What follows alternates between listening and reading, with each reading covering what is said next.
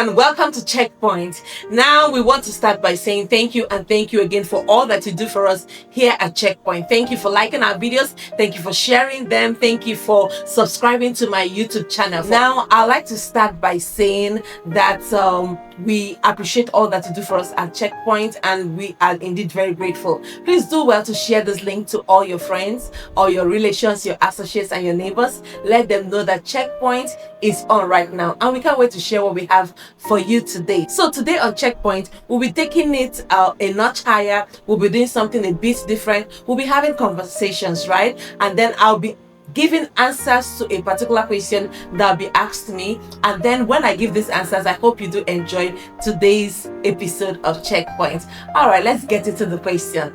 Join me.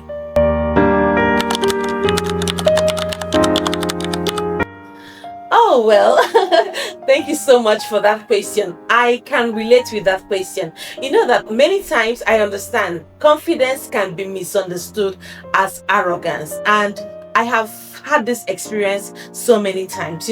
Confidence sometimes looks like quiet strength that is wearing clarity. You get? But arrogance is usually like noise dressed as uncertainty. In our current world, people are usually uncomfortable with boldness. They are uncomfortable with people who appear like they know what they want in life, especially when it comes from those who have refused to shrink, those who have said to themselves that their confidence will never be diminished. Sometimes when this happens, confidence is often mislabeled as pride. So when you know who you are, the truth of the matter is this: you will stop begging for permission. I'm telling you, you will stop begging for permission. When you know who you are, you will speak with conviction. You will set your boundaries without apology. You will walk in purpose without even explaining yourself to everyone. There is this tendency for us to keep explaining ourselves to everyone we meet because we want to appear acceptable. But to this insecure eye, this kind of confidence can look very threatening. To the fearful heart, it can feel like arrogance. But confidence is not the absence of humility. It is the presence of self-awareness. It is value placement on yourself. It is knowing who you are and what you carry. It is believing in your authenticity. It is knowing that you are valuable and that you have a lot to give to your generation. I know that sometimes you might look like you are doing too much, you are saying too much, you are appearing too much, you are giving too much, but the truth of the matter is this: when you are confident, you simply know who you are and you are not willing to beg for permission at all. So let me tell you something that you need to know. Arrogance seeks attention. Every time you see arrogance wants to be seen. But you see, confidence attracts respect. What confidence desires is respect, not just attention. Arrogance needs to announce itself every time, but confidence speaks through consistency. One boasts to be seen, but the other one stands firm because it has nothing to prove. When you see an arrogant fellow, that arrogant fellow will want to be seen, will want to get attention, will want to just be showing off. But when you see a confident person, that confident person stands firm in who he or she is. They are not trying to prove anything because they have absolutely nothing to prove. I'm telling you, the difference is not in volume, it is in motive.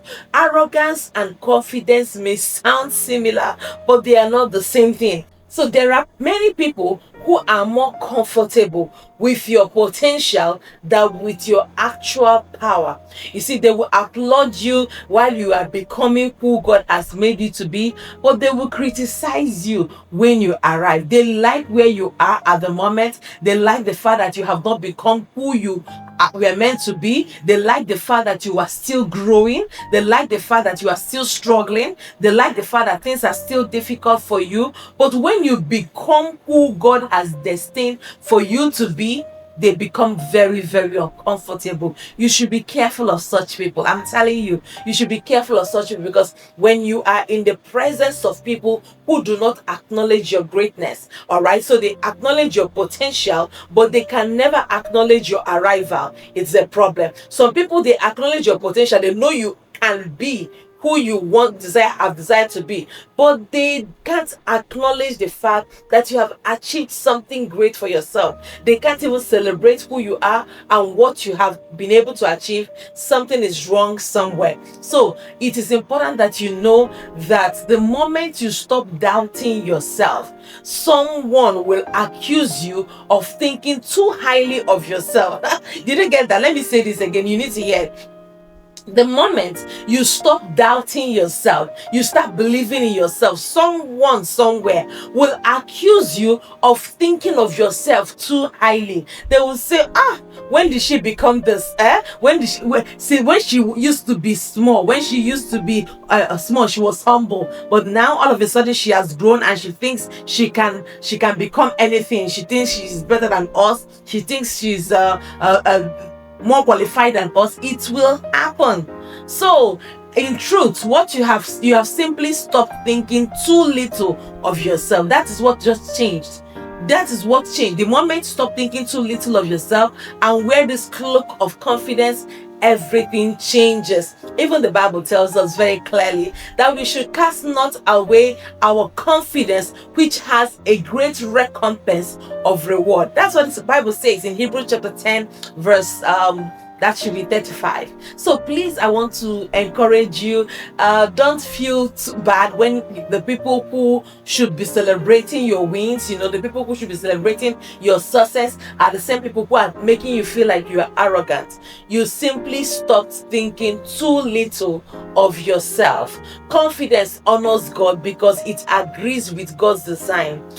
Confidence says, I accept what God has placed in me and I will steward it well. That's what confidence, that's the voice of confidence. The voice of confidence knows that it's not about self-exaltation, you get? It's about self-responsibility. I'm not praising myself. I'm not just celebrating myself. I understand that God has placed a lot of wonderful things inside of me and I am willing to take responsibility for those things. So I would like to tell you, sweetheart, do not dim your light to ease another person's insecurity. Yes, let me say it again. Do not dim your light to ease another person's insecurity. If they are insecure and they want you to tone down, they want you to reduce your light, they want you to become shrink yourself so they can feel comfortable. Don't shrink yourself so that you can ease or help another person's insecurity. If they are insecure, they should go and treat themselves, right? They should go and take care of it by themselves. Just remain teachable, remain kind, but remain certain, remain clear about what your vision is. Let your confidence be rooted in character and not in comparison. And I know that in time, your fruit will speak louder than their opinions, okay? I've found myself many times in that situation where people think, oh, she's arrogant, but I am not arrogant. The fact that I know what God has placed in me makes me carry myself in a certain way. You get, it makes me understand where I can be and where I should not be found. It selects my friend, it selects the activities I get involved in, and that's what confidence will always do for you. And when you have this confidence, it's important that you are not arrogant, because sometimes if you are not careful, there can be a thin line between confidence and arrogance. And when you become too confident or overconfident, it's also a problem. No matter how confident we are in ourselves, the Bible clearly tells us we should not trust in ourselves, rather we should trust in the Lord with all our hearts, and we should not lean on our own understanding. In the book of Proverbs, it said, in all your ways acknowledge him and he will direct your path. So I know that it is wonderful to have confidence. It is good to understand that God has placed certain things in you, but you cannot be arrogant. You cannot be prideful. Okay, you cannot come to the point. I see lots and lots of women, especially married women. No matter how much God has blessed you, no matter how much God has elevated you, no matter how much God has equipped you or rewarded you in life, you need to learn to remain humble. I'm telling you this. I'm telling you this for free. You need to remain humble because it is wisdom. It is wisdom to be confident without being arrogant. You get? It is wisdom to be confident without being arrogant. When God has blessed you, God has elevated you, especially married women, don't go and start rubbing off your results on your spouse. Don't go and start making your husband feel small because God has blessed you. Whether you have been made a professor, whether you have hit $1 billion naira in profit in your business, whether you have been blessed, been promoted, been announced as the new honorable minister, whatever it may be, just always try to remain humble. And this is not shrinking yourself, right? You are married to somebody who understands God's hand upon your life. You are married to somebody who understands your potential and the gifts of God on your inside. When you understand this, you don't rub it off on him the wrong way. So outside you may be boss, outside you may be the CEO of your company or your organization, but when you get back home, you remain a very submitted wife to your husband, and you're humble. All right, so that humility does not remove your confidence. Let me say this again. And submission does not diminish your confidence. The fact that you're submitting to your husband does not mean that you no longer have the confidence that you should exude. So what should I tell you? Walk tall, stay grounded, and let confidence do its quiet work in you. So I am rooting for you, and make sure that your confidence is never taken as arrogance. People can decide to misunderstand it, but make sure that between you, in your heart and before God, your confidence is actually not arrogance. All right, that's all we'll be taking for today. All right, thank you everyone for watching today on Checkpoint. I hope you were thoroughly blessed. Let me know if you like this conversation style, and then we'll continue it again. Thank you so much for watching today on Checkpoint. I hope you were able to distinguish between confidence and arrogance. Until I see you again, keep making a positive, indelible mark in the lives of people and on the sands of time. I love you so very much. Bye-bye for now.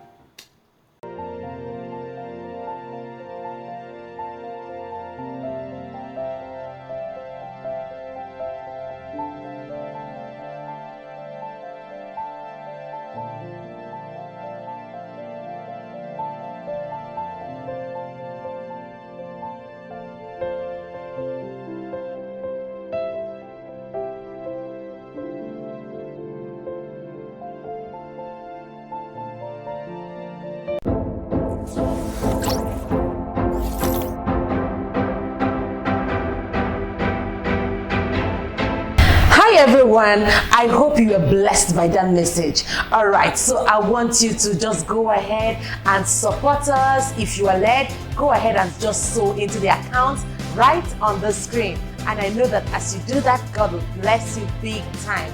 Because of the seeds you are sowing, you'll be able to reach a wider audience on different platforms. So please do well to sow that seed, and God will bless you. Love you.